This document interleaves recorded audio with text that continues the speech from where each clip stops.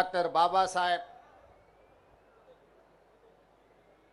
అంబేద్కర్ గారి జయంతి ఉత్సవాల సందర్భంగా రాష్ట్ర ప్రభుత్వం తరఫున మిత్రులు సహచర మంత్రివర్గ సభ్యులు అడ్లూరి లక్ష్మణ్ గారు బాబాసాహెబ్ జన్మదిన కార్యక్రమాలను రాష్ట్ర ప్రభుత్వం తరఫున ఏర్పాటు చేసి ఈ కార్యక్రమానికి నాతో పాటు సోదరిమణి ధనసరి అనసూయ సీతక్క గారిని, హైదరాబాద్ ఇన్ఛార్జ్ మంత్రివర్యులు మిత్రులు పొన్నం ప్రభాకర్ గారిని, ఖైరతాబాద్ శాసనసభ్యులు మాజీ మంత్రివర్యులు మిత్రులు దానం నాగేందర్ గారిని, శాసనమండలి సభ్యులు అద్దంకి దయాకర్ గారిని, అదేవిధంగా శాసనసభ్యులు డాక్టర్ కవ్వంపల్లి సత్యనారాయణ గారిని, అదేవిధంగా తుంగతుర్తి శాసనసభ్యులు మందుల సామ్యల్ గారిని, జూబ్లీ హిల్స్ శాసనసభ్యులు నవీన్ యాదవ్ గారిని, అదేవిధంగా సికింద్రాబాద్ మాజీ పార్లమెంట్ సభ్యులు అత్యంత సీనియర్ నాయకులు జంట నగరాలలో మాజీ పార్లమెంట్ సభ్యులు అంజన్ కుమార్ యాదవ్ గారిని, కార్పొరేషన్ చైర్పర్సన్ మిత్రులు ప్రీతం గారిని, మెట్టు సాయి గారిని, ఇతర కార్పొరేషన్ చైర్మన్లు పెద్దలు మోత్కుపల్లి నరసింహులు గారిని, ఇతర అంబేద్కర్ గారి అభిమానులు ఈనాడు ఈ కార్యక్రమంలో పాల్గొని అంబేద్కర్ గారి జయంతి ఉత్సవాలను తెలంగాణ రాష్ట్రంలో అద్భుతంగా జరుపుకోవడానికి విచ్చేసిన మీ అందరికీ మనస్ఫూర్తిగా ధన్యవాదాలు, కృతజ్ఞతలు తెలియజేస్తున్న మిత్రులారా, ఒక దేశం ఒక యుద్ధంలో శాంతియుతంగా రక్తం చిందకుండా యుద్ధాన్ని గెలవచ్చని మహాత్మా గాంధీ గారు నిరూపించారు. రవి అస్తమించని సామ్రాజ్యం ఉన్న బ్రిటిషర్స్ను శాంతి ద్వారానే శాంతియుతమైన పోరాటం చేసి శాంతితోనే ఒక యుద్ధాన్ని గెలవచ్చు అని ప్రపంచ దేశాలకు చాటి చెప్పింది మహాత్మా గాంధీ గారైతే, ఆ గొప్ప దేశాన్ని అద్భుతంగా పరిపాలించవచ్చు, ప్రపంచ దేశాలకి ఆదర్శంగా అభివృద్ధి చెయ్యొచ్చు. ముఖ్యంగా దళితులు, గిరిజనులు, ఆదివాసీలు, బలహీన వర్గాలు, మైనారిటీలు, మహిళలకు సమానమైన అవకాశాలు ఇవ్వడం ద్వారా ఈ దేశాన్ని అభివృద్ధి పదం వైపు నడిపించవచ్చు అని ఒక మార్గదర్శనం చేసిన గొప్ప ప్రపంచ మేధావి డాక్టర్ బాబాసాహెబ్ అంబేద్కర్ గారు అని చెప్పి మనం గర్వంగా చెప్పుకోవచ్చు. దేశ స్వతంత్ర పోరాటంలో మహాత్మా గాంధీ గారి పాత్ర ఎంత ఉందో, స్వతంత్రం వచ్చిన భారతదేశం ఈనాడు బలమైన దేశంగా ఎదగడానికి కారణం డాక్టర్ బాబాసాహెబ్ అంబేద్కర్ గారు. ఈ దేశానికి రెండు కళ్ళు, ఒకరు మహాత్మా గాంధీ గారైతే రెండవది డాక్టర్ బాబాసాహెబ్ అంబేద్కర్. విషయం మన దేశమే కాదు, ప్రపంచమే గుర్తించింది. ఈరోజు ప్రపంచమే స్వాగతం పలుకుతుంది అంబేద్కర్ గారి విధానాన్ని, అంబేద్కర్ గారి యొక్క ఆలోచనను. డాక్టర్ బాబాసాహెబ్ అంబేద్కర్ గారు ఒకే ఒక్క మాట చెప్పారు, విద్య ఒక్కటే అన్ని సమస్యల నుంచి మిమ్మల్ని విముక్తి చేస్తుంది, విద్య ఒక్కటే మన జీవితంలో మార్పు తెస్తుంది, విద్య ఒక్కటే మన జీవితంలో వెలుగులను నింపుతుంది, విద్య ఒక్కటే సమాజంలో మనకు గుర్తింపు, గౌరవాన్ని, సముచితమైన స్థానాన్ని అందిస్తుంది అని చెప్పి డాక్టర్ బాబాసాహెబ్ అంబేద్కర్ గారు సంపూర్ణంగా విశ్వసించిండ్రు, నమ్మిండ్రు, వారు పాటించిండ్రు. ప్రపంచ దేశాలలో పేరెన్నికగన్న యూనివర్సిటీలలో చదువుకొని వచ్చిన డాక్టర్ బాబాసాహెబ్ అంబేద్కర్ ఆలోచన విధానమే ఈనాడు భారతదేశం యొక్క ఆలోచన. వారి ఆలోచన విధానమే ఈరోజు పల్లె పల్లెల్లో ప్రభుత్వం యొక్క ఆలోచన, ప్రజాపాలన యొక్క విధానము అని చెప్పి నేను వేదిక మీద నుంచి సవినయంగా మీ అందరికీ తెలియజేయదలుచుకున్న మిత్రులారా, ఈనాడు తెలంగాణ రాష్ట్రం రావడానికి ప్రధానమైన కారణం డాక్టర్ బాబాసాహెబ్ అంబేద్కర్ గారు రాజ్యాంగంలో పెట్టిన ఆర్టికల్ 3 ద్వారానే శ్రీ సోనియా గాంధీ గారు సాహసోపేతమైన నిర్ణయం తీసుకొని మన తెలంగాణ రాష్ట్రాన్ని ఏర్పాటు చేయడం జరిగింది. తెలంగాణ ఉద్యమంలో మీకు అందరికీ తెలుసు, దళితులు, గిరిజనులు, ఆదివాసీలు, బలహీన వర్గాలకు సంబంధించిన పిల్లలే పోరాటంలో ముందు భాగాన నిలబడడమే కాదు, ఆత్మ బలిదానాలలో వాళ్ళే ప్రత్యేకమైన పాత్ర పోషించి ఈనాడు తెలంగాణ రాష్ట్రాన్ని సాధించుకోవడంలో వాళ్ళు ప్రత్యేకమైన పాత్ర పోషించారు. వాళ్ళే కాదు, ఈనాడు గుర్తు చేసుకోవాల్సింది గద్దరన్న తిరగని గల్లీ ఉందా? గద్దరన్న గజ్జె కట్టి గొంగడి తెలంగాణ ఉద్యమాన్ని ఉవ్వెత్తున లేపిన విషయం ఈ చరిత్ర, ఈ సమాజం మర్చిపోతుందని ఎవరైనా అనుకుంటే అది వాళ్ళ భ్రమనే. ఇప్పుడు మనం పాడుకున్న జయ జయ హే తెలంగాణ ఈ నినాదం రణ నినాదమై తెలంగాణ మారుమూల పల్లెల్లో మారు మోగి ఈరోజు తెలంగాణ రాష్ట్రాన్ని సాధించుకోవడమే కాదు, రాష్ట్ర గీతంగా అవతరించిన జయ జయ హే తెలంగాణ అందించింది అందశ్రీ మనవాడు కాదా? తెలంగాణ వచ్చిన 10 సంవత్సరాలలో ఈడున్న దళిత మేధావులను, ఆదివాసీ మేధావులను, నిరుజ మేధావులను, తెలంగాణ మేధావులను నేను అడుగుతున్నా. తెలంగాణ రాష్ట్రం వచ్చిన మొదటి 10 సంవత్సరాలలో ఉద్యమంలో ముందు భాగాన నిలబడ్డ వాళ్ళ పరిస్థితి ఎలా ఉండే? ఉద్యమాన్ని ప్రజలకు చేరవేసి ప్రపంచానికి ఎలుగెత్తి చాటిన గద్దరన్న అందశ్రీల పరిస్థితి ఏ విధంగా ఉండే? మీరు ఒక్కసారి ఆలోచన చెయ్యండి. వారి ఎన్నికల వాగ్దానం ఉండొచ్చు, వాళ్ళు ఏమేమో చెప్పి ఉండొచ్చు, మంత్రివర్గంలో అయినా దళితులకు, గిరిజనులకు ఇచ్చిన స్థానం ఏందో మీరు ఒక్కసారి ఆలోచన చెయ్యండి అని చెప్పి నేను నా మిత్రులకు సవినయంగా విజ్ఞప్తి చేస్తున్నా. మిత్రులారా, ఆనాడు మంత్రివర్గంలో ఉన్న స్థానం ఎంత, సంఖ్య ఎంత, ఏ జాతికి ఎంతుండేనో మీరు లెక్కేసుకోండి. ఈనాడు ఈ దళితులకు, గిరిజనులకు ఈరోజు మంత్రివర్గంలో ఉన్న లెక్కెంతనో మీరే లెక్కించి నాకు చెప్పండి.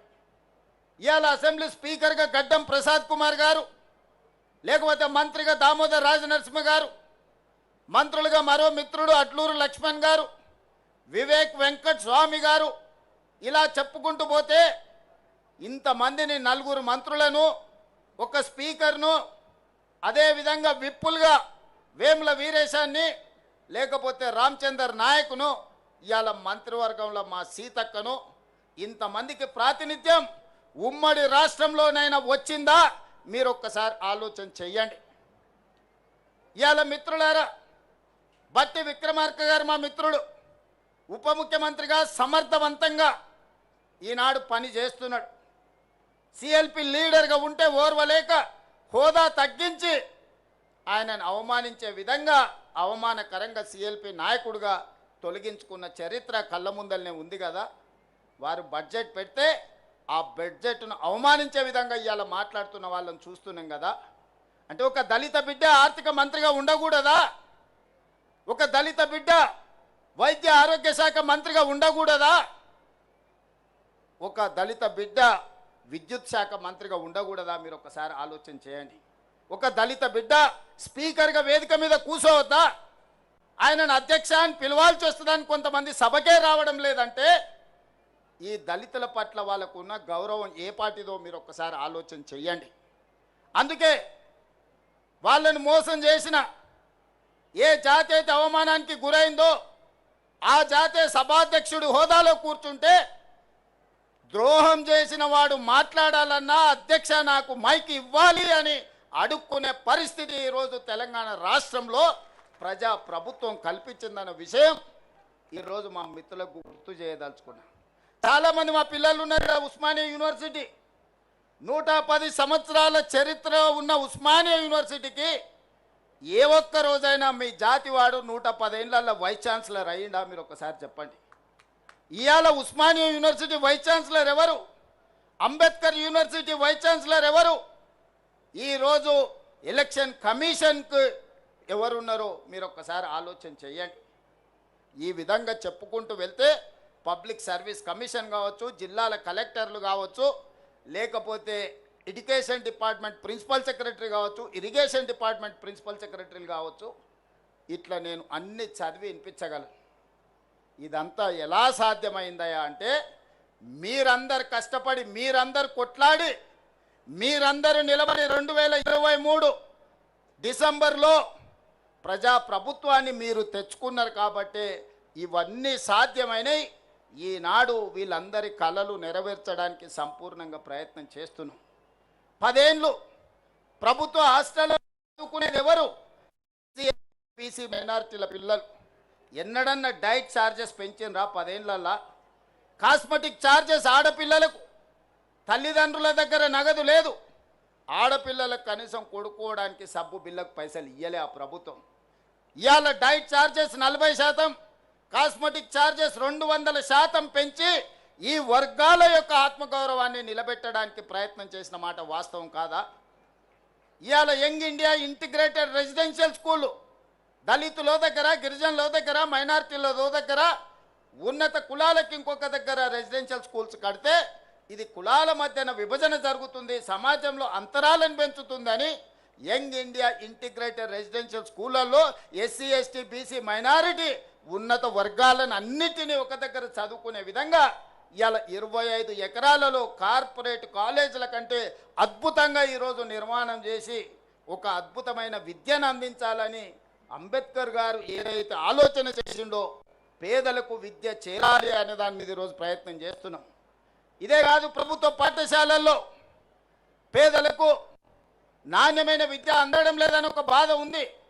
అందుకే ఈరోజు వాటి అన్నిటిని ప్రక్షాళన చేసి గతంలో లేని విధానాన్ని నర్సరీ, ఎల్కేజీ, యూకేజీతో పాటు 12th వరకు తెలంగాణ ఇంటిగ్రేటెడ్ స్కూళ్ళని ఈరోజు తెలంగాణ పబ్లిక్ స్కూళ్ళను తీసుకొచ్చి ఈ నిర్లక్ష్యానికి లోనైన సమాజానికి దూరంగా నివసిస్తున్న ఈ బిడ్డల్ని సమాజంలో భాగస్వాములను చేసి విద్యను అందించాలని ఇవాళ తెలంగాణ పబ్లిక్ స్కూల్ విధానాన్ని తీసుకొచ్చినాము. అదే మన పిల్లల యొక్క భవిష్యత్తును మారుస్తుంది. రేపటి తెలంగాణ, రేపటి భారతదేశం యొక్క భవిష్యత్తు ఈ దళితులు, ఈ గిరిజనులు, ఈ ఆదివాసీలు, ఈ బలైన వర్గాల, ఈ మైనారిటీల పిల్లలే ఈ దేశం యొక్క భవిష్యత్తు, ఈ దేశం యొక్క సంపద అని ప్రజాపాలన గుర్తించింది. ప్రభుత్వ పరంగా అన్ని రకాలుగా మిమ్మల్ని ప్రోత్సహించడానికి ప్రయత్నం చేస్తున్నాం. ఈ ప్రయత్నాలన్నీ చేయడం వల్ల గత 10 సంవత్సరాలు జరిగిన పరిపాలనను, ఈ 2 సంవత్సరాలు జరిగిన పరిపాలన అంచనా వేసుకొని ప్రజలు మొన్న జరిగిన ఉప ఎన్నికలు కావచ్చు, మున్సిపల్ ఎన్నికలు కావచ్చు, లేకపోతే పంచాయతీ ఎన్నికల్లో కావచ్చు, ఈ పేదలు పట్టం కడితే చూసి ఓర్వలేక ఈరోజు కుట్రలు చేస్తున్నారు, తప్పుడు ప్రచారం చేస్తున్నారు. ఇవాళ 4.5 లక్షల ఇందిరమ్మ ఇండ్లు ఇచ్చినాం. నేను అడుగుతున్న వేదిక మీద ఉన్న నాయకుల నుంచి ఇక్కడ ఉన్న పేదవాళ్ళ వరకు ఈ 4.5 లక్షల ఇండ్లల్లో అత్యధిక శాతం దళితులకు, గిరిజనులకు వచ్చిన మాట వాస్తవం కాదా? నియోజకవర్గాల వారికి మీరు లెక్క తీయండి. ఆనాడు డబుల్ బెడ్రూమ్ ఇండ్లు అని చెప్పిండు, ఎంతమందికి వచ్చినాయో మీరే లెక్క చూసుకోండి. నేను చెప్పదలుచుకోలేదు, మీరే ఆలోచన చేయండి.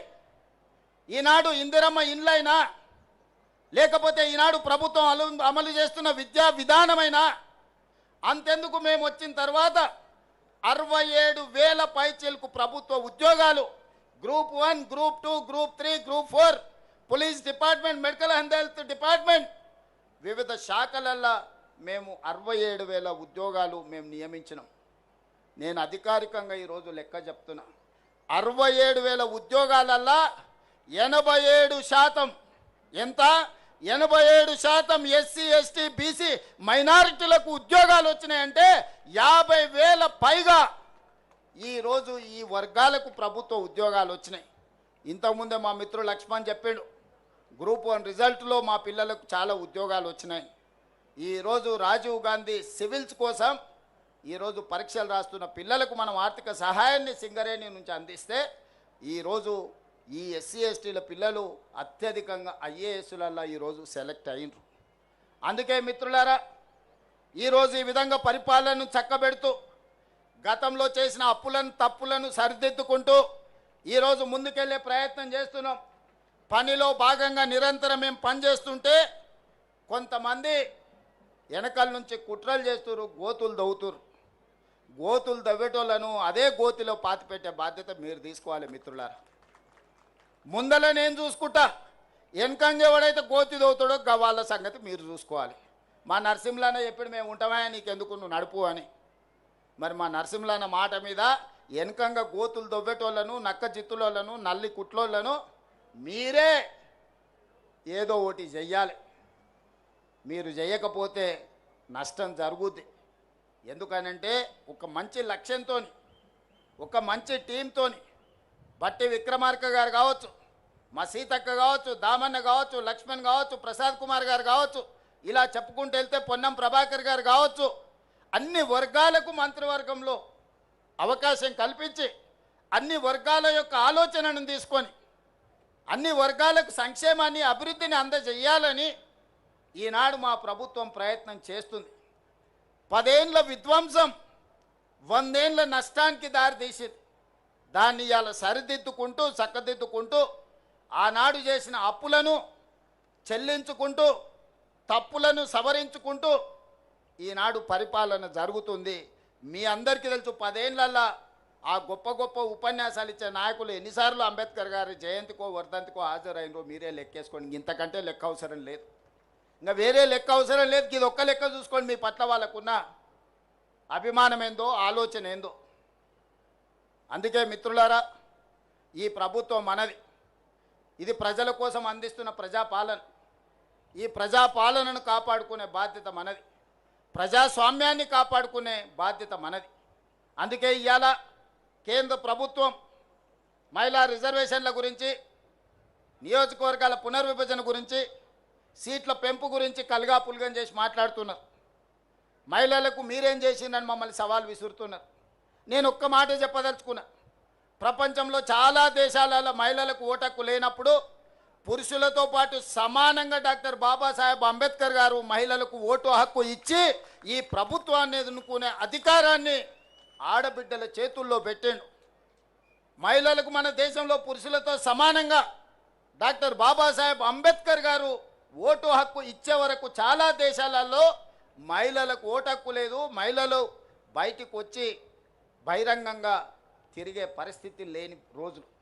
ఆ రోజుల్లోనే డాక్టర్ బాబాసాహెబ్ అంబేద్కర్ గారు మహిళలకు ఓటు హక్కు ఇచ్చి సమానమైన అవకాశాలను పురుషులతో పాటు సమానమైన విలువ ఆధారిత ఓటు హక్కునిచ్చిండు.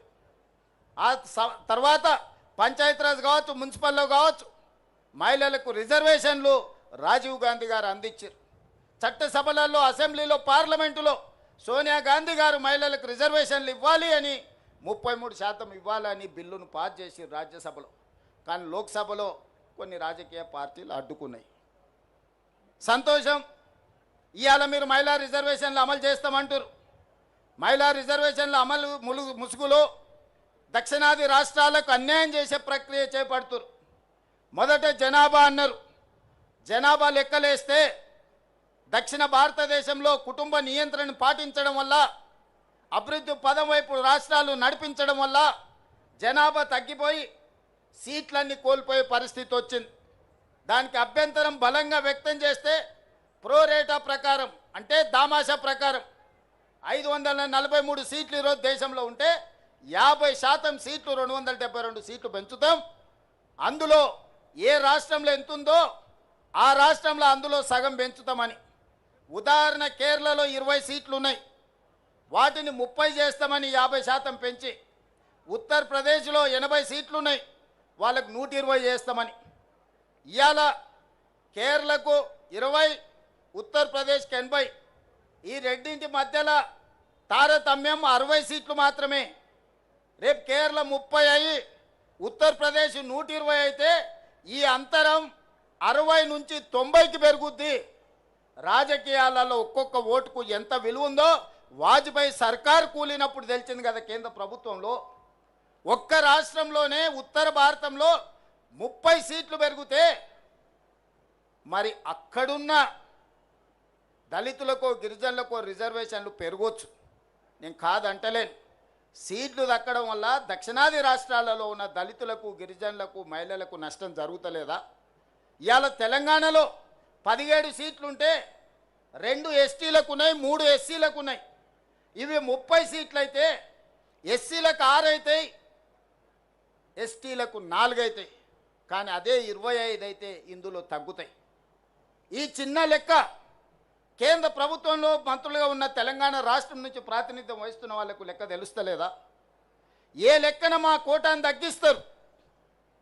కేంద్ర ప్రభుత్వం ఇచ్చిన ఆదేశాలను అమలు చేసినందుకు, జనాభా నియంత్రణ పాటించినందుకు, ప్రభుత్వం చెప్పిన మాట విన్నందుకు దక్షిణాది రాష్ట్రాలలో ఉన్న దళితులను గిరిజనులను మహిళలకు నష్టం చేస్తారా మీరు అని నేను అడగదలుచుకున్నా. ఇవాళ ఈ ప్రాంతంలో ఎన్ని సీట్లు పెరుగుతాయి? మీ జనాభా నిష్పత్తి ప్రకారం మీకు అన్ని సీట్లు పెరుగుతాయి. ఎన్ని సీట్లు తగ్గితే అన్ని సీట్లు దళితుల గిరిజనులకు ఆటోమేటిక్గా తగ్గుతాయి, మహిళలకు ఆటోమేటిక్గా తగ్గుతాయి. ఇవాళ 17 సీట్లను 10 చేస్తే 1 ఎస్టీకి వస్తుంది, 2 ఎస్సీలకు వస్తాయి. అదే 17 సీట్లను 30 చేస్తే 4 ఎస్టీలకు వస్తాయి, 6 ఎస్సీలకు వస్తాయి. సీట్లు పెంచడం ద్వారా ఎస్సీ ఎస్టీ మహిళల కోటా పెంచుకోవాలన్నా దక్షిణాది రాష్ట్రాలకు అన్యాయం చేసి నరేంద్ర మోడీ గారు ఆయన ప్రాతినిధ్యం వహిస్తున్న గుజరాత్కో, ఆయన ప్రాతినిధ్యం వహిస్తున్న ఉత్తరప్రదేశ్కో సీట్లు పెంచుకుంటుంటే చూసుకుంటూ కూర్చుందమా? ఇది మన ప్రాంతానికి తీరని నష్టం జరుగుతుంది. అందుకే ఈ అంశాలను లేవనెత్తిన మిత్రులారా, సంఘాలందరూ కూడా సమాలోచన చేయండి, మేధావులందరూ ఆలోచన చేయండి. మన దక్షిణాది రాష్ట్రాలలో సీట్లు ఎన్ని పెరిగితే అన్ని దళితులకు గిరిజనులకు మహిళలకు సీట్లు పెరుగుతాయి. మనం సీట్లు పెంచుకోవడానికి కొట్లాడాలి. అంబేద్కర్ గారే చెప్పారు, మా దళిత సోదరులు చెప్పారు, రాజ్యాధికారమే అంతిమ లక్ష్యమని. ఆ రాజ్యాధికారం సాధించాలి అంటే ఆ సీట్లు మనకు కేటాయించాలి. ఆ సీట్లలో మనం ఎన్నికై చట్టసభలకు పోవాలి. అప్పుడే మన హక్కుల గురించి మనం మాట్లాడతాం, మన హక్కుల గురించి మనం కొట్లాడతాం. కాబట్టి ఈనాడు ఏదైతే రాజకీయ కుట్ర జరుగుతుందో, మహిళా రిజర్వేషన్ చేయాలంటే మాకెవరికి అభ్యంతరం లేదు. 543లో 33%, 181 సీట్లు ఎల్లుండి పొద్దున్నే మహిళలకు పార్లమెంట్లో రిజర్వేషన్ ఇయ్యండి. అది అమలైన మళ్ళీ తెల్లారే 119 సీట్లున్న తెలంగాణలో 40 సీట్లకు ఆడబిడ్డలకు తెల్లారే అసెంబ్లీలో బిల్లు పాస్ చేసి మీ అందరికి ఆడబిడ్డలకు సీట్లు ఇచ్చే బాధ్యత నాది. చెప్పిన మాట మీద నిలబడే ప్రభుత్వం ఈనాడు ఉంది. వర్గీకరణ చేస్తామని చెప్పినాం కదా, ఈ దేశంలో ఒక్కడైనా చేసిండా? వర్గీకరణ చేసి చూపించిన రాష్ట్రం తెలంగాణ రాష్ట్రం కాదా? ఈ వేదిక మీద మిత్రులు లేరా? మీకు అందరూ చూడలేదా?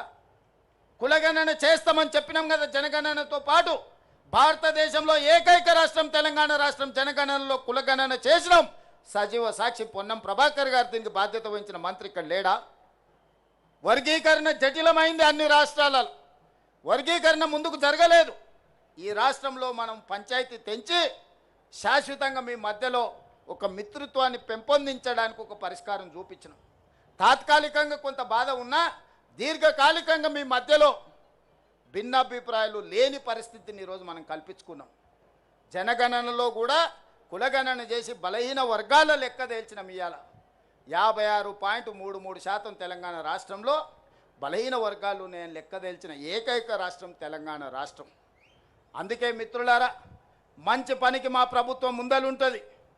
మంచి పనికి మీరు ఎప్పుడు పిలిచినా వచ్చే బాధ్యత నాది. ఈరోజు మిమ్మల్ని అందరినీ మనమందరం కలిసి ఎదుగుదాం.